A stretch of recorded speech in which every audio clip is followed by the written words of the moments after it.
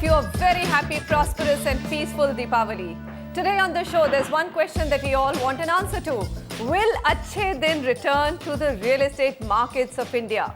Will we make money if we invest in property this year, or should we invest elsewhere? We have some of India's top experts to answer just that. Ramesh Nair, CEO, Business and National Director, JLL India. Also with us, Sunil Rohakale, MD and CEO, ASK Group. Nishant Singhal, Promoter and Director, Strategy Investor Clinic. Kuldeep Chawla, Founder and CEO, Ask Strategies. Amit Kukreja, CFP and Founder, Wealth Being Advisors. And Sameer Jasuja, Founder and MD, Prop Equity. Gentlemen, thank you very much for joining me here today. I think I'm going to just look at what's been happening in the real estate markets to give you a little bit of a sense on how they have performed over the last 3.5 years. Real estate micro markets, which we've been talking about on this show for the last 2.5 years. All of you would be happy to know that we've also completed 500 shows of the property show this Diwali. Sameer, a big thank you to you for that. And here's the prop equity data. Now, NCR, let's look at the top performing markets. Gurgaon Dwarka Expressway. Gurgaon has given 18, Dwarka Expressway has given 18%, and Golf Course Extension, which is the second best performing market in Gurgaon, has given 17% annualized returns over the last 3.5 years. Greater Faridabad comes next at 14%. Let's move to Mumbai region. Gorbandar Road, Thane. So it's not entire Thane, it's Gorbandar Road, Thane, 14%. Kharghar, Navi Mumbai, 13%. Mulund, West Mumbai at 12.5%. Okay, jump to Pune. Hadapsar, Pune, 12.3%. In the south, if we take you to Bengaluru, KR Puram at 12.5%, Marathalli at 12%. In Chennai, Sporur, which has topped the list at 11%. So that's what the data has shown. So not done badly at all. If you look at the real estate market, so Sameer, first question to you, because it's prop equity data. Of course, we've been very depressed looking at the charts. There was a time when we started the show and a Dwarka Expressway was giving you 24%, 23 to 24% return, isn't it? It's come down quite a bit. I think what the last 1 year especially has done is bring the property markets back to realistic levels, whereby investors now have to start believing in the reality that real estate is not going to go ahead and give you unrealistic returns that they have given in, say, 2012 to 2013. And what I have witnessed amongst all the micro markets that have shown returns is that employment generation, wherever that has been the maximum, those micro markets have generated the maximum return. That's one. And the second is locational advantages, where the prices were very low and there was a huge upside potential to be captured, was the second area where you could see unprecedented price appreciation. But then those were the markets that were being actually getting attracted by investors. And now that the investors have gone away from the market in the last 1 year, those returns have started to fall very steeply. Okay. Kuldeep, what do you think? Real estate, I mean, this is going to be the big normal going forward. We've looked at 11% and going right up to 18%. And that's the best case scenario. And the worst case scenario, 11%. Of course, there are markets which have given below. But if you were smart and you looked at the top 10 performing markets, 11 to 17 has been the norm. Yes. So I think, here is the rationale. Number one, the tier 1 and tier 2 markets have done better than other markets. So for example, you'd see the Delhi NCR has had the highest returns, albeit in certain segments. Chennai, which is a smaller market, has had lower returns, number one. Number two, if you look at the markets, whether you look at Dwarka Expressway, you look at Thane, or you look at KR Puram, they are value-oriented housing markets. Number three, if you dig deeper into the data, you will find that the unit sizes, which are 1 BHK and 2 BHK in Mumbai, 2 BHK and 3 BHK in the Delhi NCR and Bangalore have done well.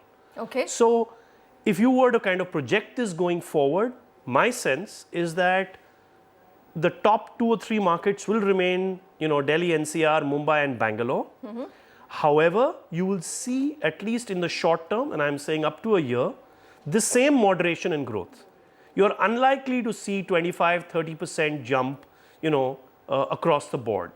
All right. You know. Okay. Now the prop equity data, and this is what is worrying, and that's why I think we are doing this show and asking that big question. If you just look at the NCR market, the inventory has risen to 41 months this year compared with 12 months in 2013, which is just a year ago. Now look at Mumbai. The inventory is at 50 months compared with 34 months last year. Despite all of this, we've had some, of course, appreciation continuing to happen in these markets, albeit very, very slow. Ramesh Nair, over to you. You know, when we are saying these annualized figures, if I look at just last 1 year, the markets have been absolutely flat. So the big question that I asked at the top, when will real estate see the return of Achhe Din? The inventory overhang figures aren't showing that. Is there a lot more shock left in the system? A playout which could probably, if we do this show 6 months later, the returns will come down and not go up? Manisha, the good news is if you look at returns from real estate over the last 4 years, we have seen returns of 20%, 14%, 12% and 10% in the last 4 years. You compare it with other asset classes like gold or stock markets, both those asset classes have shown double-digit growth so over 4 years. But there have been 1 year in that 4 years where the markets fell by, in those asset classes by 10 to 25%. So real estate is the only asset class out of these 3 asset classes which has shown a consistent growth over the last 4 years. That's the good news. The bad news is if you look at numbers of end of third quarter compared to what it was same time last year, across the country, the overall sales is down. Overall new launches is down again. If you look at Delhi, overall new launches are down 30%. Sales is also down 30%. Mumbai, overall launches down 30%. Overall sales down 10%. But the good news, and we are clearly seeing this, third quarter this year, 2014, compared to third quarter last year, 2013, in commercial, we have actually seen a 57% jump in office absorption. So where we saw 5.7 million square feet in 2013, we saw 8.8 million square feet. So clear indication that the Modi effect is taking, is showing impact within the commercial segment in the country. And a lot of corporates who are waiting and watching have started taking decisions and started acquiring office space. This is the first 6 months was exactly the same this year as last year in commercial, but the third quarter we have seen a 57% increase in office absorption across the country. Okay. So Sunil, what do you think? If we keep saying if there's job creation, if offices start taking more space, the effect on residential should come. Is that correct? Or do you think that the office market was so depressed that any bit of good news would have actually seen some amount of jump there? I think the real estate markets, the prime 3 drivers. The first driver is the income.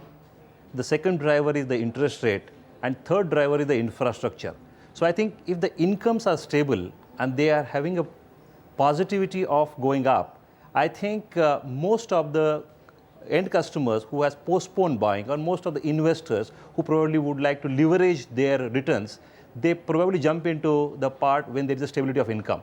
Interest rate cycle so far was an adverse to the current situation, but the way the sense is that interest rate cycle soon is going to get softened, and I think the interest rate to mortgages probably would come after 4 years well below 10%, and I think that's a great news.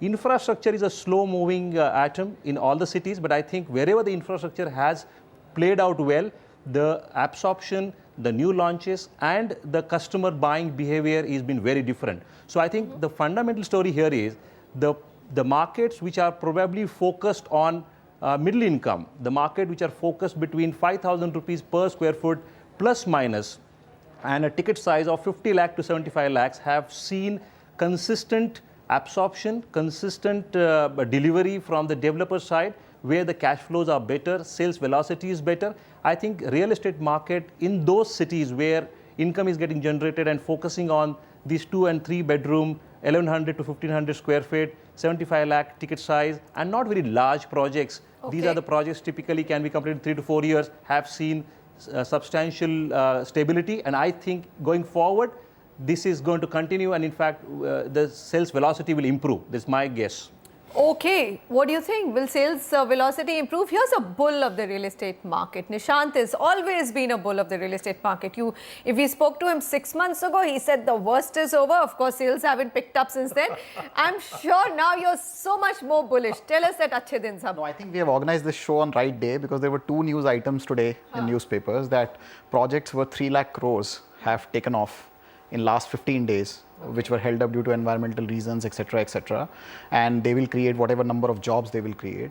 Second news item was that for 2 months, if you see the Naukri job index, it has risen by 20% per month for last 2 months. Okay. And specifically in Bangalore and Pune markets, the employment generation has gone up by 35% and 33% respectively. So whatever percentages you see, like 18%, 10% growth, this has happened because in a subsiding growth scenario since 2008.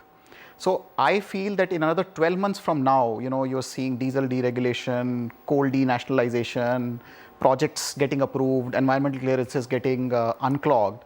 The job creation will start, and probably after 12 months or so, you will see the inflection point where your absorption of unsold inventory of 41 months will take off. Okay. And that's the point from where you will start getting returns. I feel that for next 2 years, the return will be in this 15 to 18% range, but there will be a 15 to 18, and you're grimacing at that number. It's not a bad number. You're comparing it to the 25, 30% you've seen in the stock market in 6 months. But I feel that in 2 years from now, or 2.5 years from now, you will see a price appreciation like 2005 to 2007. Oops. And what was that? Because what the absorption will continuously increase incrementally over next 2.5 years.